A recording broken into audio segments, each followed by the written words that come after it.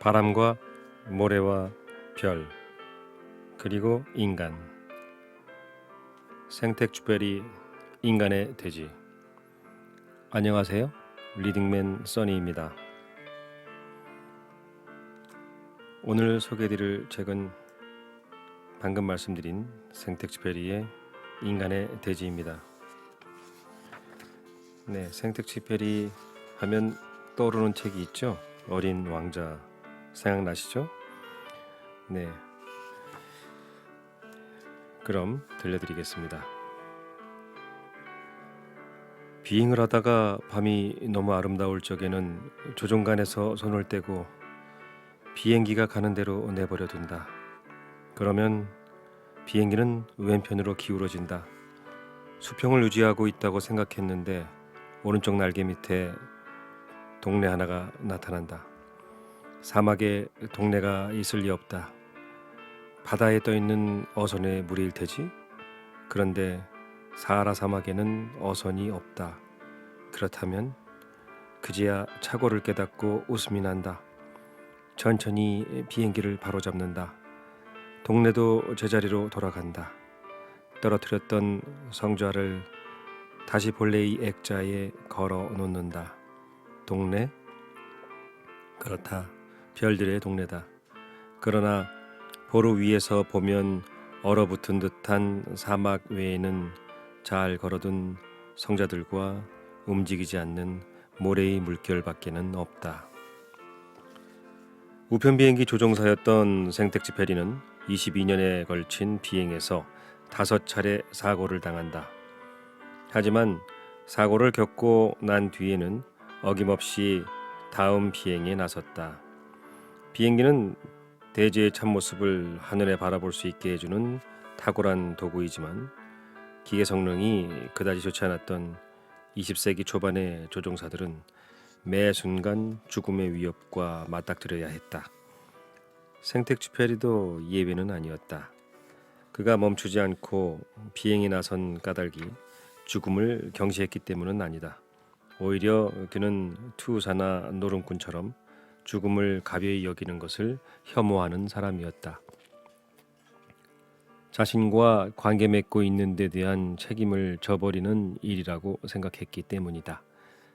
그렇다면 생텍쥐페리가 죽음의 위험을 무릅쓰고 비행을 계속한 이유는 무엇이었을까? 비행기 조종사는 항상 대지의 미세한 움직임을 관찰하고 위험을 감지해야 한다. 아무리 순조로운 비행이라 할지라도 항로 위를 나는 조종사는 어떠한 풍경도 무심히 넘겨다보지 않는다. 땅과 하늘의 빛깔, 바다 위를 지나가는 바람의 발자국들, 황혼으로 물든 황금빛 구름. 그는 이런 것들을 감상하는 게 아니라 묵상하는 것이다. 덕분에 생텍쥐페리는 비행기 조종사라는 직업을 통해 자연과 인간을 사색하는 섬세한 촉수를 가질 수 있었다. 그리고 그의 사색은 그대로 글이 되었다. 인간의 대지 속에는 생텍쥐페리가 비행기 조종을 하면서 겪었던 일들과 이를 통해 다듬어진 사색의 결과들이 고스란히 녹아있다. 첫 비행의 고비를 넘기던 순간에 맞이한 환희, 야간 비행의 고독, 길 위에서 만나고 또 작별해야 하는 동료들과 머물렀던 곳에서 만난 사람들. 사막에 불시착해 닷새 만에 구조된 체험들이 세심한 필치로 기록되어 있다. 그의 말대로 직업이 요구하는 필요성은 세상을 변화시키고 풍요롭게 하는 것이다.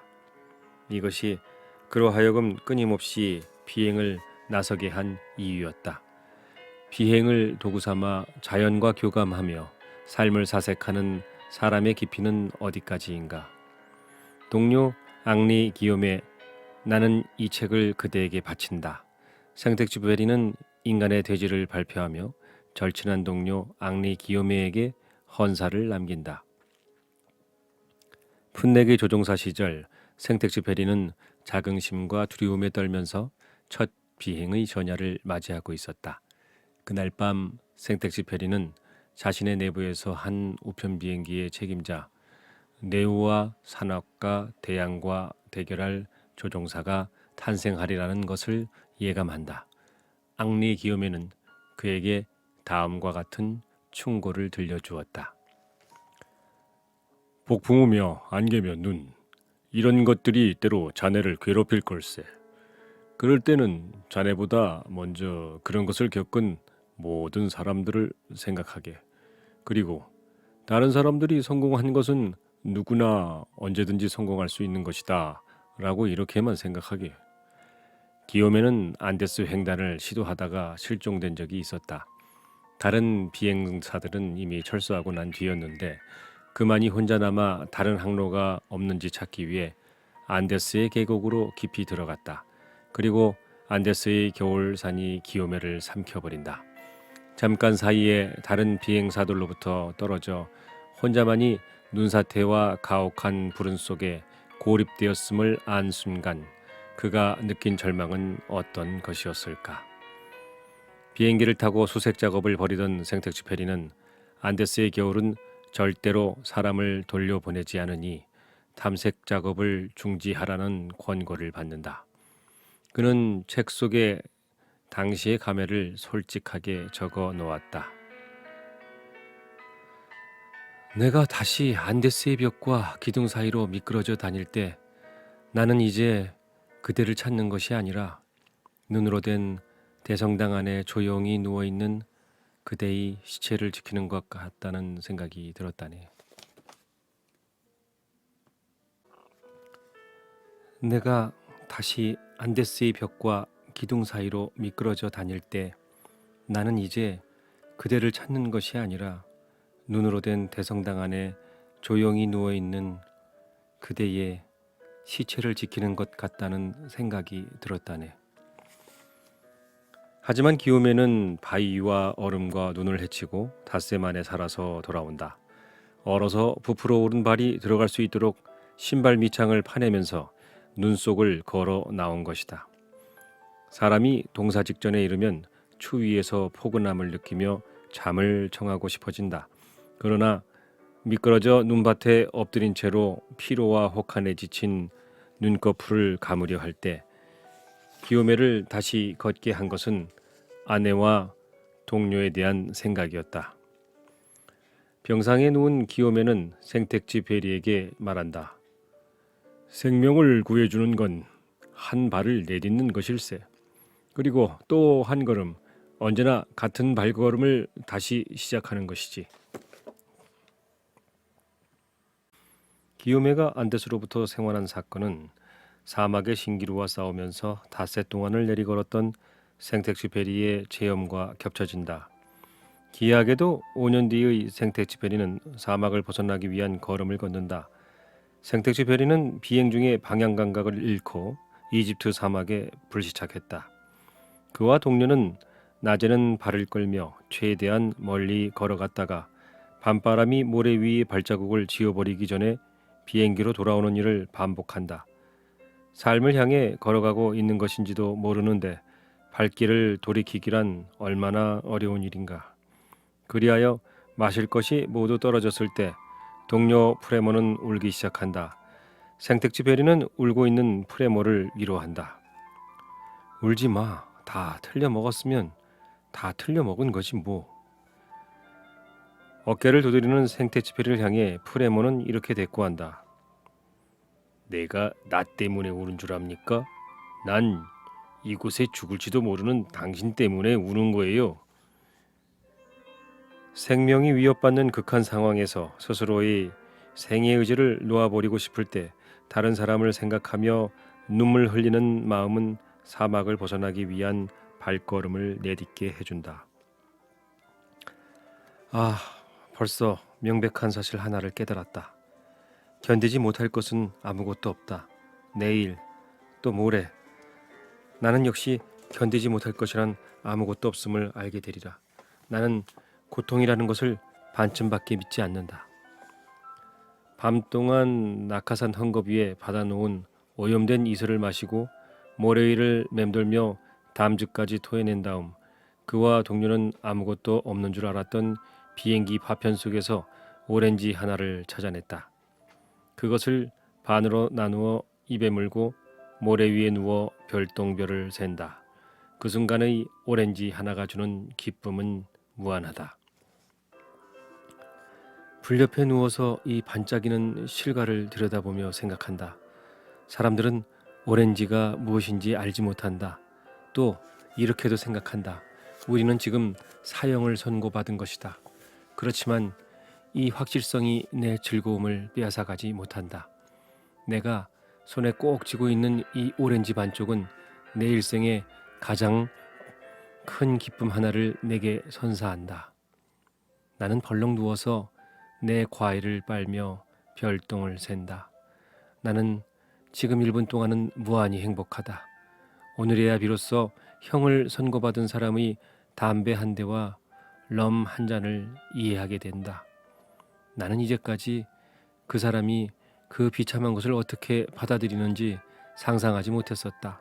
하지만 그는 거기에서 무한한 즐거움을 맛본다. 그 사람이 웃으면 사람들은 그가 용감한 줄로 생각한다. 그러나 럼을 마시게 되어서 싱긋 웃는 것이다. 그가 원근을 바꾸어 그 마지막의 시간으로 인간의 일생을 만들었음을 사람들은 잘 알지 못한다. 눈 위에 엎드려 그대로 눈을 감을까 생각했던 기요메처럼 갈증으로 목구멍이 오그라든 생텍쥐베리 역시 사막의 모래속으로 파고들어가 잠을 청한다. 하지만 그가 대지 위에 누워 아내와 동료들을 떠올리자 자신과 그 동료는 구조대원이고 자신을 기다리는 사람들은 자신이 구해주기를 기다리는 사람들로 여겨지는 이상한 주객전도를 경험한다. 그는 하늘의 별빛이 물에 빠져 허우적거리는 사람들의 눈빛으로 보여서 그 아우성을 견딜 수가 없다. 더 이상 눈을 감거나 침묵할 수 없다. 다시 한번 우리는 자신들이 파선한 사람이 아님을 깨닫는다. 파선한 사람들은 기다리고 있는 그 사람들이다. 우리의 침묵으로 위협을 느끼는 그 사람들이다. 벌써 불길한 생각으로 가슴이 찢어지는 그들이다. 그들을 향하여 달려가지 않을 수 없다. 침묵의 1초 1초가 내가 사랑하는 사람들을 조금씩 죽이는 것이다. 그리고 내 안에서는 큰 화가 부글거린다. 왜 이 사슬들은 더 늦기 전에 가서 저 사람들을 구하지 못하게 나를 방해하는 건가? 왜 우리의 불은 우리의 부르짖음을 이 세계 끝까지 가져가지 못하는가?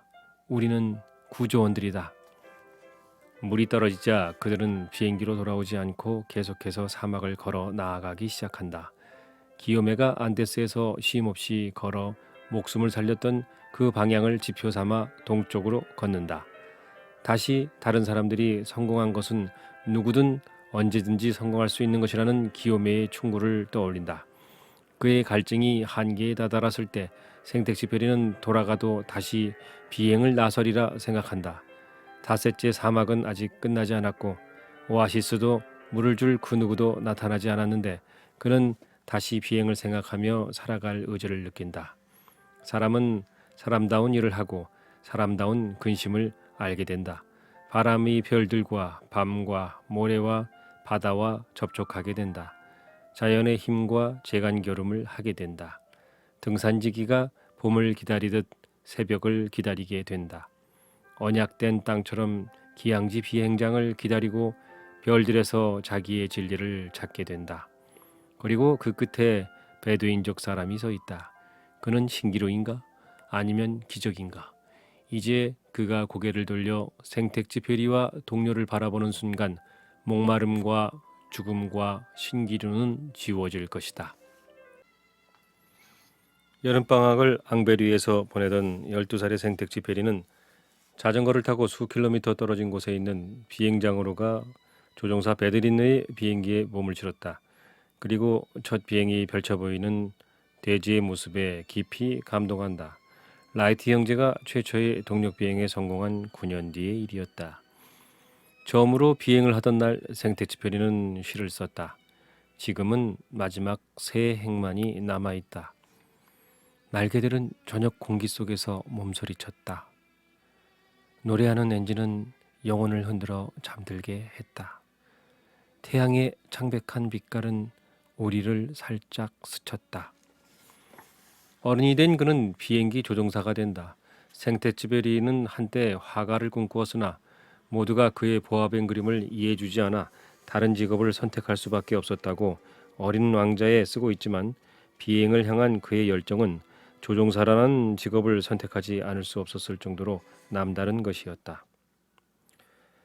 군에서 비행기 조종수를 배운 생텍쥐베리는 위험천만한 비행을 계속하려 한다는 이유로 약혼녀 가족들의 반대에 부딪혀 군을 제대했다. 하지만 타일 제조 회사의 사원, 제품 검사원, 자동차 세일즈맨 등을 전전하면서 취미로 비행기 조종을 했고 약혼녀와 파혼한 후에는 자신을 위로하기 위해 혼자 비행을 나가는 날이 많았다. 그리고 26 생텍쥐베리는 우편 비행기 조종사가 되었다. 직업의 위대함은 무엇보다도 사람과 사람의 관계를 연결시키는 것인지 모른다. 사치 중에서 가장 고귀한 사치는 아마도 인간관계일 것이다. 오직 물질적인 재산만을 위해 일한다면 그건 스스로를 감옥에 가두는 것이나 마찬가지다.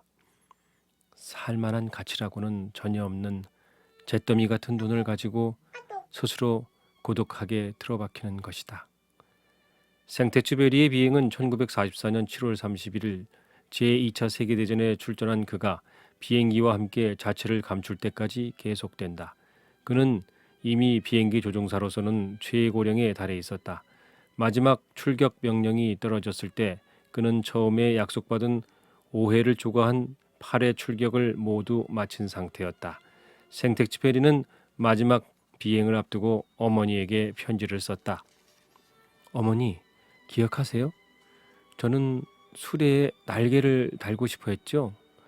당신은 그런 나를 태양의 왕이라고 부르셨습니다. 생텍쥐베리가 탄 정찰기는 코르시카의 버스티아 북쪽에서 독일군에게 격추되었으리라 추측된다. 2000년에는 지중해 마르세유 근해에서 그가 탔던 P-38기의 잔해가 발견되었고 같은 바다에서는 한 어부가 생텍쥐라는 이름이 새겨진 팔찌를 건져 올렸다.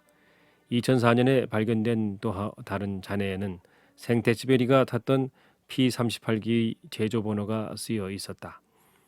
생텍쥐베리를 사랑하는 사람들은 그의 마지막 행방을 궁금해하며 그 증거들을 찾으려 애쓴다.